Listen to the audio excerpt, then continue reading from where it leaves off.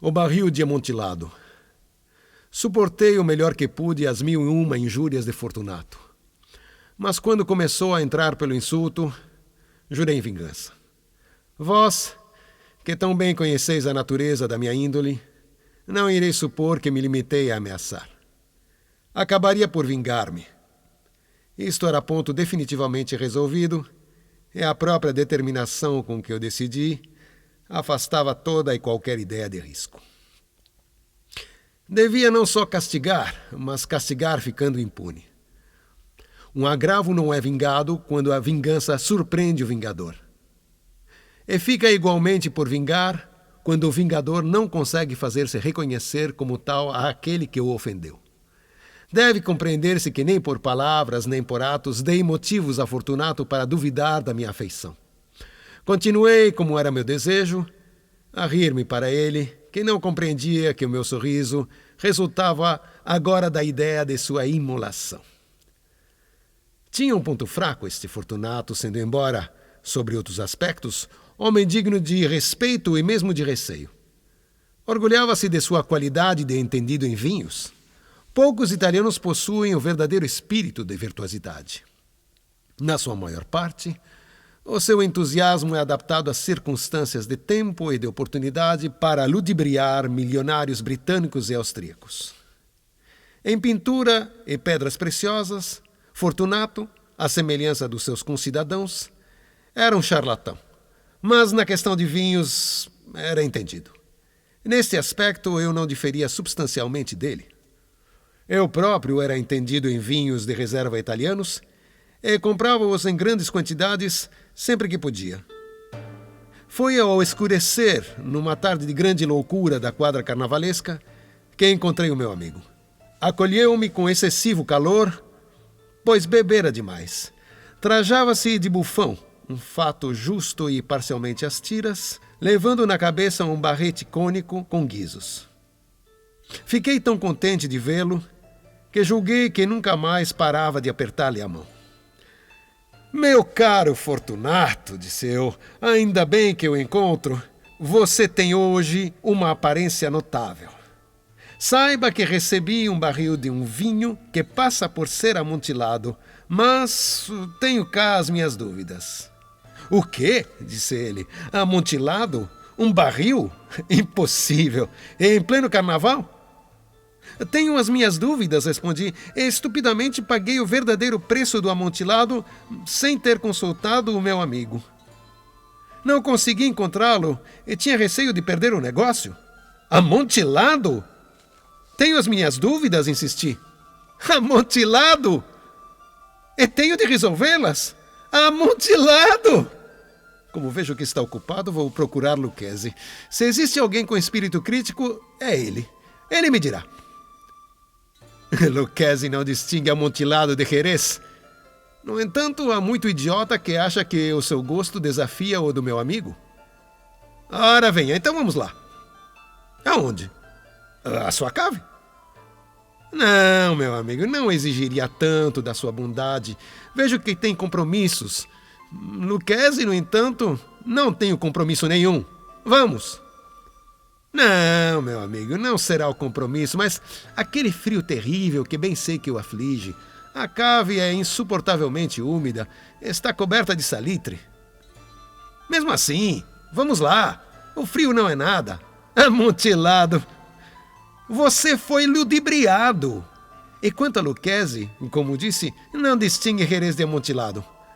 Assim falando, Fortunato pegou-me pelo braço. Depois de pôr uma máscara de seda preta e de envergar um casaco cinturado ao corpo, tive que suportar-lhe a pressa que levava a caminho do meu palacete.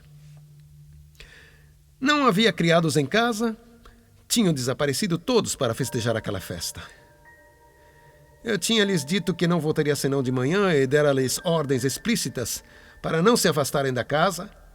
Ordens essas que foram o suficiente, disso estava certo, para assegurar o rápido desaparecimento de todos eles, mal voltar às costas.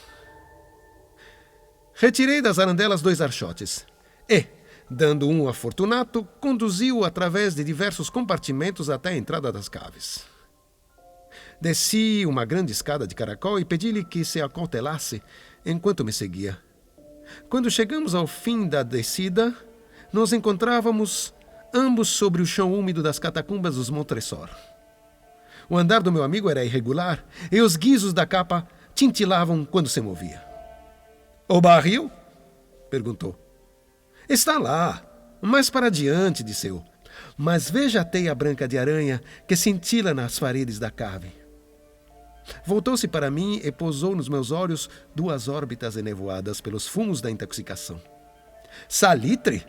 Perguntou por fim. Sim, respondi. Há quanto tempo tem essa tosse? O meu amigo ficou sem poder responder-me durante bastante tempo. Não é nada, acabou por dizer. Venha, disse-lhe com decisão. Retrocedamos. A sua saúde é preciosa. Você é rico, respeitado, admirado, amado. Você é feliz, como eu já fui em tempos. Mas é um homem cuja falta se sentiria. Quanto a mim, não importa. Retrocedamos. Ainda é capaz de adoecer e não quero assumir tal responsabilidade. Além disso, a Lucchese. Basta, replicou. A tosse não é nada. Não vai me matar. Não vou morrer por causa da tosse. Pois de certo que não. Pois de certo, respondi. Não é minha intenção alarmá-lo desnecessariamente, mas deve usar de cautela. Um gole deste Medoc nos defenderá da umidade. Quebrei o gargalo de uma garrafa que retirei de uma longa fila de muitas outras iguais que jaziam no bolor. Beba, disse, apresentando-lhe o vinho. Levou-o aos lábios, olhando-me de soslaio. Fez uma pausa e abanou a cabeça significativamente enquanto os guizos tintilavam. Bebo, disse, aos mortos que repousam à nossa volta. Eu, para que você viva muito. Novamente me tomou pelo braço e prosseguimos. Estas catacumbas são enormes, disse ele. Os Montresor, respondi, constituíam uma família grande e numerosa. Não me lembro do vosso brasão. Um enorme pé humano, de ouro, em campo azul. O pé esmaga uma serpente rastejante, cujas presas estão ferradas no calcanhar. E a divisa? Nemo me impune lacessit. Ninguém me fere impunemente. É ótimo, disse ele. O vinho brilhava no seu olhar e os guizos tintilavam. A minha própria disposição melhorara com o Medoc. Tinha passado por entre paredes de ossos empilhados, a mistura com barris e barris, nos mais recônditos escaninhos das catacumbas. Parei novamente, e desta vez fiz questão de segurar Fortunato por um braço acima do cotovelo. Salitre, disse eu. Veja como aumenta. Parece musgo nas abóbadas. Estamos sob o leito do rio. As gotas de umidade escorrem por entre os ossos. Venha, vamos-nos embora, que já é muito tarde. A sua tosse... Não faz mal, retorquiu. Continuaremos. Antes, porém, mais um trago de Medoc. Abri e passei-lhe uma garrafa de Grave. Despejou-a de um trago. Os olhos brilharam-lhe com um fulgor feroz. Riu e atirou a garrafa ao ar, com os gestos que não entendi. Olhei-o surpreso. Repetiu o movimento grotesco. Não compreende? Não compreendo, respondi. Então não pertence à Irmandade? Como? Quero eu dizer que não pertence à maçonaria? Sim, disse. Sim, pertenço. Você? Impossível. Um maçom? Sim, um maçom, respondi. Um sinal, disse ele. Aqui o tem, retorqui, mostrando uma colher de pedreiro que retirei das dobras de minha capa. Estás a brincar? Exclamou, recuando alguns passos. Mas vamos lá, ao amontilado. Assim seja, disse eu, tornando a colocar a ferramenta sob a capa e tornando a oferecer-lhe o meu braço. Apoiou-se nele pesadamente. Continuamos o nosso caminho em procura do amontilado.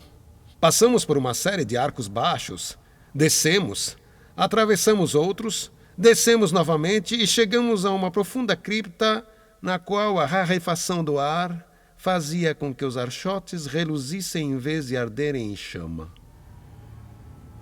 No ponto mais afastado da cripta havia uma outra cripta, menos espaçosa. As paredes tinham sido forradas com despojos humanos empilhados até a abóbada à maneira das grandes catacumbas de Paris. 3 das paredes desta cripta interior estavam ainda ornamentadas desta maneira.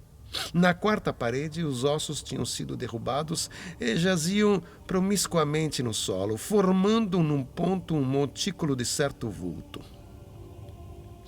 Nesta parede, assim exposta pela remoção dos ossos, percebia-se um recesso ainda mais recôndito, com 1,20 m de fundo, 90 centímetros de largo e 1,80 m a 2,10 m de alto. Parecia não ter sido construído com qualquer fim específico, constituindo apenas o intervalo entre 2 dos colossais suportes do teto das catacumbas, e era limitado, ao fundo, por uma das paredes circundantes em granito sólido. Foi em vão que Fortunato, levantando o seu tíbio archote, tentou sondar a profundidade do recesso. A enfraquecida luz não nos permitia ver-lhe o fim. Continue, disse eu. O amontilado está aí dentro. Quanto a Lucchesi... É um ignorante, interrompeu o meu amigo, enquanto avançava, vacilante seguido por mim. Num instante, atingira o extremo do nicho e, vendo que não podia continuar por causa da rocha, ficou estupidamente desorientado. O momento mais e tinha-o acorrentado ao granito. Havia na parede 2 grampos de ferro distantes um do outro na horizontal cerca de 60 centímetros. De um deles pendia uma pequena corrente e do outro um cadeado. Lançar-lhe a corrente em volta da cintura e fechá-la foi obra de poucos segundos. Ficara demasiado surpreendido para oferecer resistência. Retirei a chave e recuei. Passe a mão pela parede, disse eu. Não deixará de sentir o salitre. Na realidade, está muito úmido. Mais uma vez lhe suplico que nos retiremos. Não lhe convém? Neste caso, tenho realmente de o deixar. Mas, primeiro, quero prestar-lhe todas as pequenas atenções ao meu alcance. O amontilado! Berrou o meu amigo, que não se recompusera ainda do espanto em que se encontrava. É verdade, respondi. O amontilado. Ao dizer isto, pus-me a procurar com todo afã por entre as pilhas de ossos de que já falei. Atirando-os para o lado, pus a descoberto uma quantidade de pedras e argamassa. Com estes materiais e com a ajuda de minha colher de pedreiro, comecei a enclausurar com todo vigor a entrada do nicho. Mal tinha colocado a primeira fileira de pedras, quando descobri que a embriaguez de Fortunato tinha em grande parte desaparecido. A esse respeito, o primeiro indício foi-me dado por um longo gemido vindo da profundidade do recesso. Não era o gemido de um ébrio. Sucedeu-se um prolongado e obstinado silêncio. Pus a 2ª fiada de pedras, a 3ª e a 4ª. Em seguida ouvi as vibrações furiosas da corrente. O ruído prolongou-se por alguns minutos, durante os quais, para me ser possível ouvi-lo com maior satisfação, suspendi a minha tarefa e sentei-me num montículo de ossos. Quando finalmente cessou o tintilar, retomei a colher de pedreiro e completei sem interrupção a 5ª, a 6ª e a 7ª fiadas. A parede estava agora quase ao nível do meu peito. Parei novamente e, elevando o archote acima do parapeito, fiz incidir alguns raios de luz sobre a figura que lá estava dentro. Uma sucessão de gritos altos e agudos, irrompendo de súbito da garganta da figura acorrentada, quase me atirou violentamente para trás. Por um breve momento hesitei, tremi, desembainhei o florete e com ele comecei a tatear o recesso, mas bastou pensar um momento para voltar a sentir-me seguro. Coloquei a mão sobre a sólida construção das catacumbas e fiquei satisfeito. Tornei a aproximar-me da parede Respondi aos gritos daquele que clamava, repeti-os como um eco. Juntei-me a eles, ultrapassei-os em volume e força. Depois disto, o outro sossegou. Era agora meia-noite e a minha tarefa aproximava-se do fim. Completara já a 8ª, a 9ª e a 10ª afiadas. Tinha acabado uma porção da 11ª e última. Faltava apenas colocar e fixar uma pedra. Lutava com o seu peso. Coloquei-a parcialmente na posição que lhe cabia. Soltou-se então do nicho um riso abafado que me arrepiou os cabelos. Seguiu-se de uma voz triste, que tive dificuldade em reconhecer como sendo a do nobre Fortunato. Dizia aquela voz: boa piada, de fato, excelente gracejo. Havemos de rir bastante acerca disso lá no palácio, acerca do nosso vinho. O amontilado? Disse eu. Sim, o amontilado, mas não estará a fazer-se tarde? Não estarão à nossa espera no palácio Lady Fortunato e os convidados? Vamos-nos embora. Sim, disse eu. Vamos-nos. Pelo amor de Deus, Montessor! Sim, disse eu. Pelo amor de Deus. Em vão esperei uma resposta a estas palavras. Comecei a ficar impaciente. Chamei em voz alta. Fortunato! Não ouvi resposta. Chamei novamente. Fortunato! Continuei sem resposta. Meti um archote pela pequena abertura e deixei-o cair lá dentro. Em resposta, ouvi apenas o tintilar de guizos. Senti o coração oprimido, dada a forte umidade das catacumbas. Apressei-me a pôr fim à minha tarefa. Forcei a última pedra no buraco e fixei-a com a argamassa. De encontro a esta nova parede, tornei a colocar a velha muralha de ossos. Durante meio século, nenhum mortal os perturbou. Requiescat in pace.